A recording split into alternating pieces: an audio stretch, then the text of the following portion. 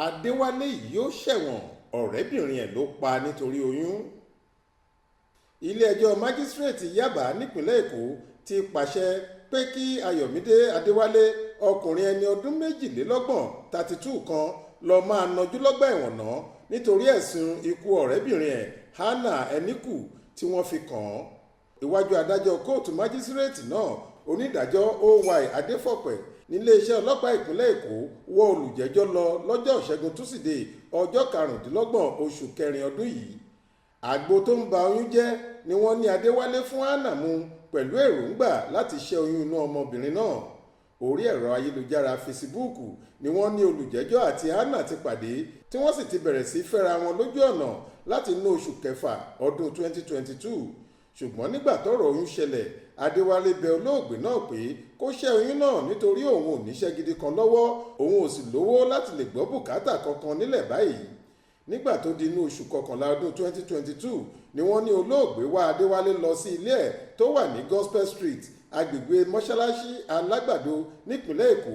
Níbẹ̀ ló sì ti gbé àgbo kan lé Hannah lọ́wọ́ pé kó mu ún. Gẹ́gẹ́ bí àlàyé tí ìyá olóògbé náà ṣe, ó ní gbàrà tọmọ òun wọlé padà ló di inú mú.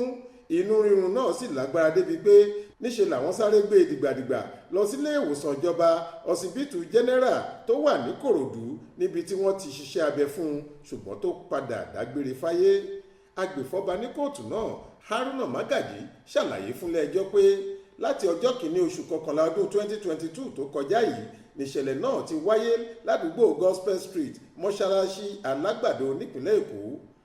Apá kan ìwé ẹ̀sùn náà kà báyìí pé ìwọ Ayọ̀mídé Adéwálé ṣokùnfà ikú Hannah Eniku ní nǹkan bíi aago 6 ìrọ̀lẹ́ kọjá ìṣẹ́jú 5 ọjọ́ kìíní oṣù kọkànlá ọdún 2022 lágbègbè Gospel Street mọ́ṣáláṣí Alágbàdo nípìnlẹ̀ Èkó lẹ́yìn tó fún un ní àgbo mu pẹ̀lú èròǹgbà láti ba oyún inú ẹ̀ jẹ́ tó sì ṣe bẹ́ẹ̀ ṣẹ̀ sí òfin ìwà ọ̀daràn ìpínlẹ̀ Èkó abala 224 ti ọdún 2015.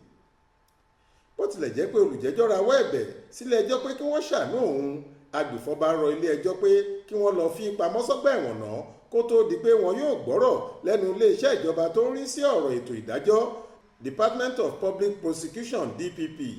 Ó ní nítorí pé ẹ̀sùn tí wọ́n kà sí olùjẹ́jọ́ lọ́rùn tako òfin ìwà ọ̀daràn nípìnlẹ̀ Èkó ti ọdún 2015 èyí tó ní ìjìyà nínú. Nígbà tó ń gba àbá náà wọlé, onídàájọ́ Adéfọ̀pẹ́ pàṣẹ pé kí wọ́n máa mú olùjẹ́jọ́ náà lọ sí ọgbà ẹ̀wọ̀n tó wà lágbègbè Ìkòyí nípìnlẹ̀ Èkó títí tóun yóò fi gba ìmọ̀ràn láti iléeṣẹ́ ìjọba DPP. Ó wá sún ìgbẹ́jọ́ sí ọjọ́ 9 oṣù karùn-ún ọdún 2023. Monísọ́lá Sàká ló ṣàkójọ ìròyìn yìí fún iléeṣẹ́ tẹlifíṣàn Aláròyé online.